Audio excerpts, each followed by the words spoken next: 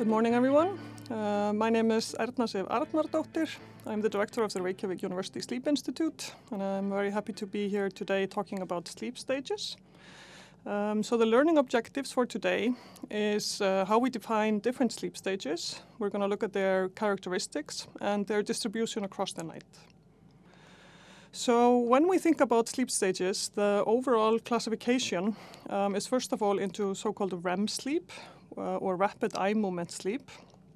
And this is the classical dream sleep, when we have these vivid sleep with a lot of, there's a storyline, there are colors, and usually there's something strange happening. Sometimes they are positive, sometimes they are more like nightmares, and both is completely normal. This is about 25% of the night for the typical adults. And REM sleep, as we will go into a bit further later on, is especially important for memory, and it's also very important for emotional regulation. The other main sleep stage distinction is the non-REM sleep, which basically means not rapid eye movement sleep. And these were the names that were given in the 1960s when people were, there were researchers watching people sleep, and they saw in some stages, some part of the night, they were having these rapid eye movements. And when you woke people up at that time, they could tell you they had been dreaming. While in non-REM sleep, they were more likely to either not remember anything or more just thoughts. So you can have these thoughts floating around during the night and the non-REM sleep, but not this typical dream experience. But non-REM sleep is then divided into three stages. Stage 1 is when you are between sleep and wake, and this is typically less than 5% of the night. If people have more than that, it can mean that they have a sleep disorder or there's something that is disturbing their sleep. And this is the stage which you're in if you're, for example, lying on the sofa and you feel you're starting to drift. You can still maybe hear conversation or the TV around you, but you are starting to float and drift a bit. And as you can imagine, this is not a very restorative part of sleep. This is really just the gateway into sleep from wake. Then we enter something that is called light sleep. Stage 2, sometimes 1 and 2 are together called light sleep. And from there we go into stage 3 and what used to be called sleep stage 4. So now we have taken 3 and 4 together. So if you're reading older papers, you may see something about sleep stage 4 and just think of it jointly now with stage 3. And this is the so-called deep sleep. And this is occurring 15 to 25% of the night in healthy adults. And this is very important for feeling refreshed when you wake up the next morning. For example, there have been done studies where people are allowed to sleep the whole night, but always when they're entering deep sleep, they are disturbed. So they spend the vast majority of the night in the stage 1 and stage 2 or dream sleep, and they typically wake up exhausted after this. We do see in some sleep disorders and in other diseases like fibromyalgia, that there is a reduction in deep sleep or there is a lot of wake activity in deep sleep. We see this in the elderly, and especially in the elderly who are with many diseases or medications, for example in dementia, that there is very little deep sleep. And as we will talk about later in the course, for example in obstructive sleep apnea, typically there's very little deep sleep. The question that we always get asked when we start talking about sleep is how long do I need to sleep for? And on Google, it is apparently quite common to say, how can I sleep 8 hours and 4, which of course is not possible. But people are always trying to sleep less than they should, or many people are. And we will talk about that in one of the later parts about acute and chronic sleep deprivation. But in the sleep duration recommendation that come from the National Sleep Foundation and are accepted worldwide, you can see here for different age categories from newborn to the older adults. And the recommended sleep duration is there in blue.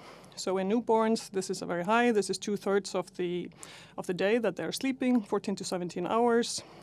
This is reduced to 8 to 10 hours in teenagers.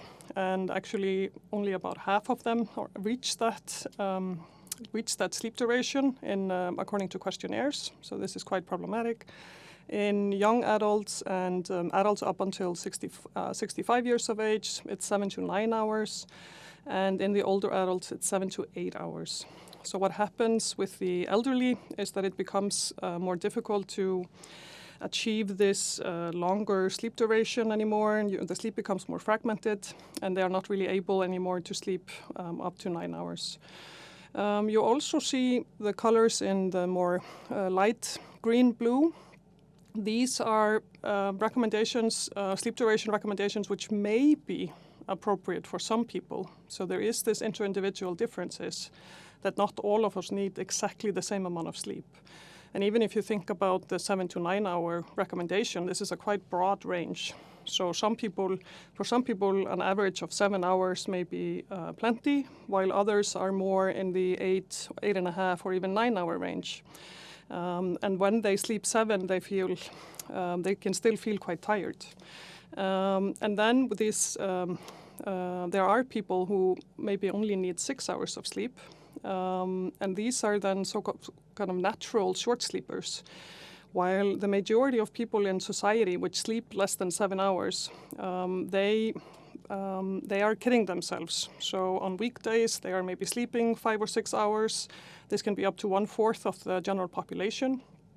And then they are taking naps, they're falling asleep involuntarily over the news, they're sleeping in on weekends, maybe sleeping until noon, so they're always catching up on their sleep.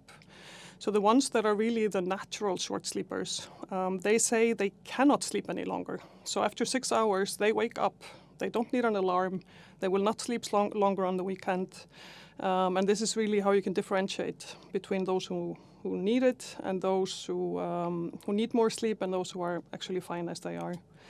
You also have people on the upper range, so people who may need, for example, 10 to 11 hours of sleep, and these are then so-called long sleepers. There may be reasons for people being long sleepers, like medication, depression, cancer, etc. But in some cases, there's no such cause, but rather people who, for some reason, just need more sleep. Here is the so-called hypnogram. This is the way the sleep progresses across the night. And here again we have healthy young adults. First, it is very normal to be awake for, say, 10-15 minutes before you fall asleep in bed.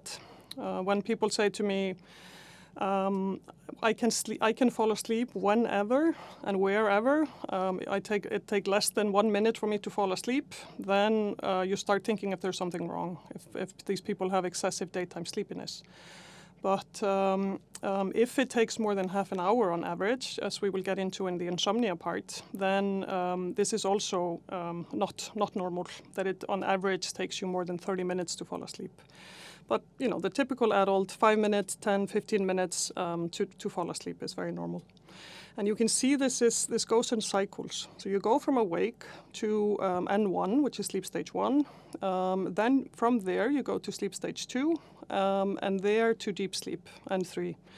So you don't go directly from awake to deep sleep. You have to first go through the lighter sleep stages, and the sleep slowly deepens. After about 90 minutes of this, you end the cycle with a little bit of REM sleep. Sometimes this is just maybe 30 seconds or 1 minute that you can measure this, but typically you have a little bit of REM sleep there, and then you do the cycle again. So you go back into sleep stage 1 to deep sleep, and up again to dream sleep. And if you look at the first half of the night versus the second half, if you make a line across the 4, think about what you can see here. What is the difference between the first half and the second half of the night? So you can see that in the first half of the night we have a lot of deep sleep, and we should not be getting this in the second half. People who are getting deep sleep well into the early morning, that is typically a sign of some sleep deprivation, or they are not sleeping too well. And you can also see that the REM sleep part becomes longer as the night progresses. So towards the end of the night, the dream sleep or REM sleep is much longer than in the beginning half of the night. You also see there one example of the person waking up, and this is just to remind us that it is completely normal to wake up a couple of times across the night. Maybe you remember it, maybe not. Maybe people need to go to the bathroom once. This is all completely normal. And if you think about a person who always sleeps too little, For example, someone who always only sleeps 5 hours, you can think here what they are missing across the night and which part of the sleep they are not getting if they continue on this basis. And we'll talk about that more later. So how do we measure sleep? The only way to measure sleep is to put electrodes on the top of the head. So you put it on the scalp, you put it on the forehead. You see here, we typically put on these channels, these F channels, which are on the forehead, C channels, the central, this is on the top of the head, and then the O channels at the back of the head. This is the occipital leads, which are put over the area that controls vision. So we distribute them across the scalp. Of course, there are some amazing studies where you can look into the brain by putting electrodes there, but typically this is, of course, only done in animal studies or, for example, doing surgeries for brain surgery for some reason. But the way these brainwaves look, so you're not looking, of course, at any single cell function. You're looking at the cumulative function of millions of brain cells at the same time. And when we are awake, the EEG, or electroencephalography, which we measure here, you can see that the amplitude of the signal is low and the frequency is very fast. There's a lot going on. The different parts of the brain are doing their bits, and there's not synchrony in the brain waves. When we fall asleep, and you can see it both in dream sleep, or REM, as well as sleep stage 1, you can see that there is a slowing of the brain waves. So you go from the typical wake frequency, which is 8 to 12 hertz, down to 4 to 7 hertz approximately for REM and sleep stage 1. And the amplitude is still quite low. Then you progress to sleep stage 2, and again it is around 4 to 7 hertz, but you start to see some specific feature, which I will show you on a couple of slides. And then when you go to deep sleep, N3, and then the older N4, you can see that the amplitude is much higher and the frequency is much slower. So you're getting to below 2 hertz for parts of the recording. If we look at this a bit better, when we do measure sleep, we are measuring the electroencephalogram, or EEG, to measure brain activity. But we also, this is measured on the scalp, the activity of many neurons simultaneously. Then we measure the so-called electrooculogram, EOG. This is measuring the electrical potential from eyes to detect eye movements. And you can think now why we need that, for which sleep stage. So that is for the REM, of course, that we want to see the rapid eye movements. And we measure so-called electromyogram, or EMG. And this is electrical potential recorded from electrodes placed on muscle. And in this case, it's done on the chin. And this is because in different sleep stages, there is a change in the muscle tone, as we will go over. So to be able to correctly measure sleep stages, you need all 3 types of electrodes to measure it. Here's an example of this from wake. The top 2 show the eye movements, and of course the placement of the electrodes is so that you're also measuring brain activity.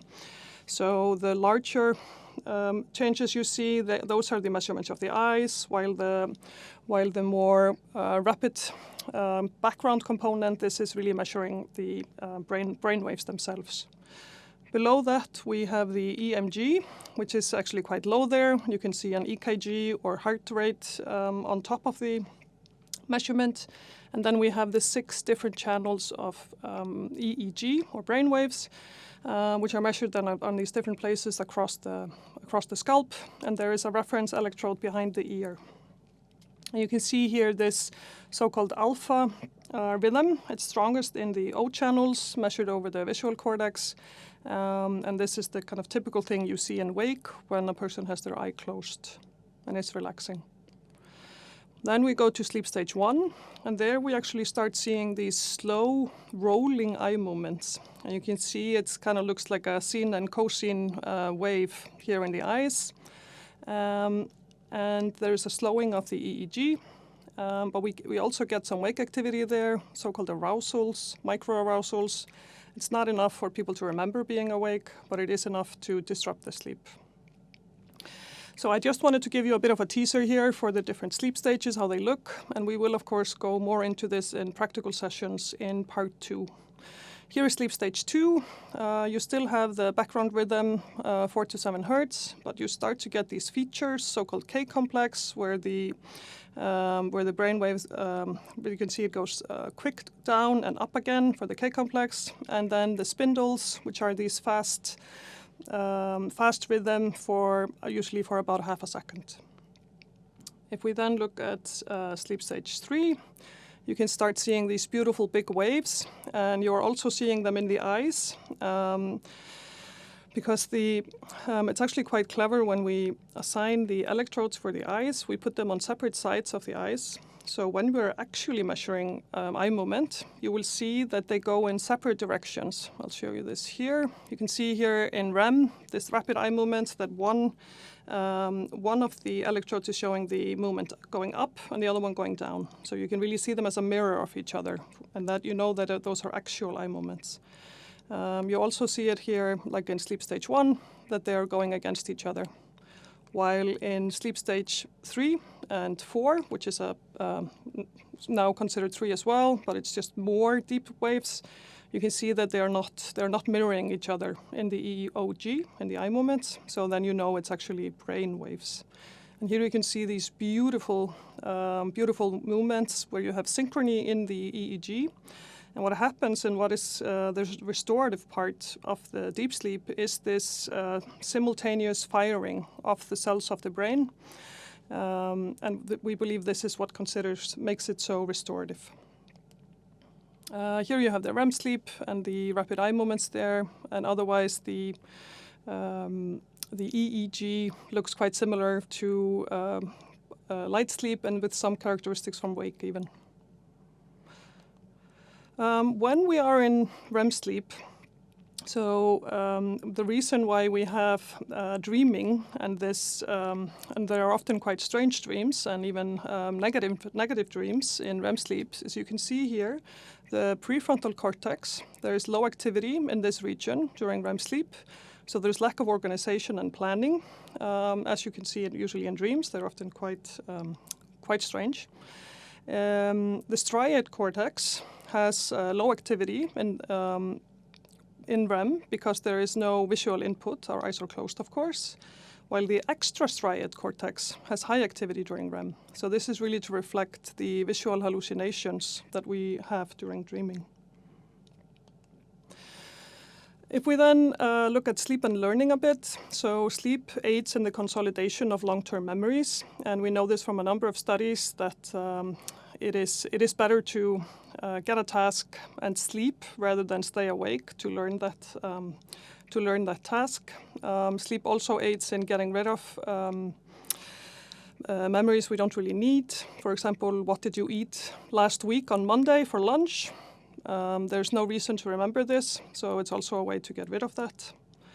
But there's also specifically in REM sleep and deep sleep, they have different roles. So in REM sleep, we have more consolidation of non-declarative memory, and this is the type of memory where you're, for example, learning how to catch a ball, learning to drive a car, so anything related to learning movements. While the slow wave sleep or deep sleep, there you are consolidating declarative memory. For example, describing an event, learning text, remembering what I say in this talk, etc. So if we summarize a bit the difference between these two very important sleep stages, deep sleep and REM sleep.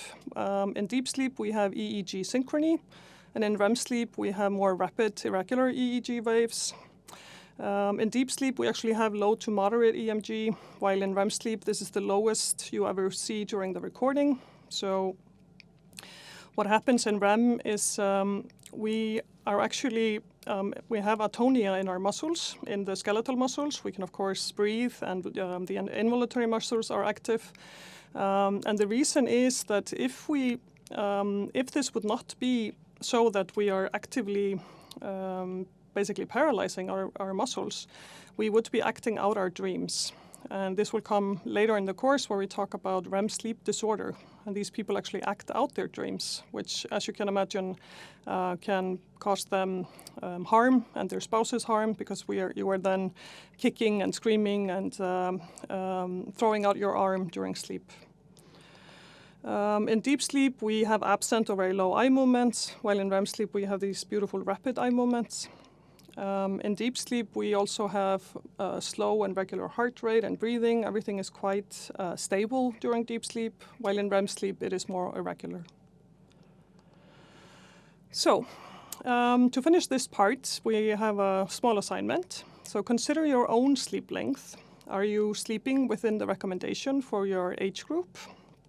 And if not, which sleep stage do you believe would then be mostly affected? And how would that affect learning? Thank you for your attention, and I look forward to your feedback.